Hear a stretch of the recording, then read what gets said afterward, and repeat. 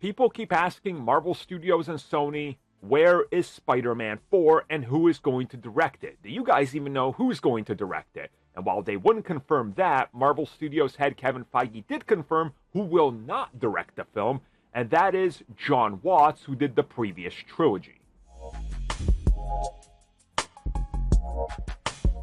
So yeah, Jon Watts, the little indie filmmaker director who was hired pretty much with nothing to his name to direct Spider-Man Homecoming, went on to direct, in my opinion, 3 phenomenal Spider-Man films. And they loved what he did so much that he was hired right off the back of the second film and right before they started working on the third film, and then of course everything was confirmed, to work on Fantastic Four. He left that because things kept getting delayed and, well, he wanted to go do other things. In some instances, doing things for Disney, so he didn't really veer too far off course.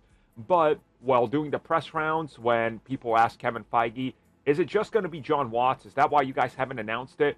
He said no.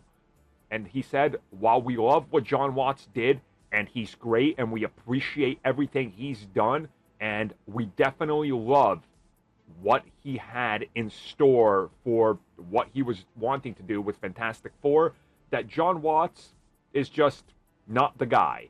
And it's not because they don't want him or he doesn't necessarily just want to work with them.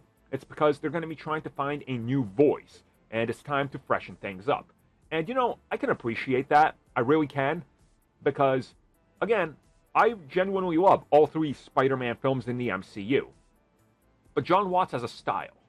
And his style is something that I think needs to evolve to a new era of Spider-Man. And where they left Spider-Man off for another director to pick up, it's perfect to introduce somebody with a new style, voice, and angle to take Spider-Man in. So, to me, this really all works in terms of what everybody's saying, and it doesn't seem like that there's any bad blood on either side, because Jon Watts has spoken highly of them. They speak highly of him. Clearly, they wanted him for Fantastic Four, but it didn't work out, and they hired Matt Shakman, so things seem to be pretty good between them, and I won't be surprised if Jon Watts does return at some point down the road. Maybe not for Spider-Man. Maybe there's other projects, but I really will not be surprised, and I am glad that they're kind of already trying to set expectations of what the next Spider-Man is as well, saying, look, his tone fit what we wanted for this trilogy. But the next trilogy, that tone is going away. It tells me that they know that they're going in a much darker and more grounded version of everything, and a lot less friendly.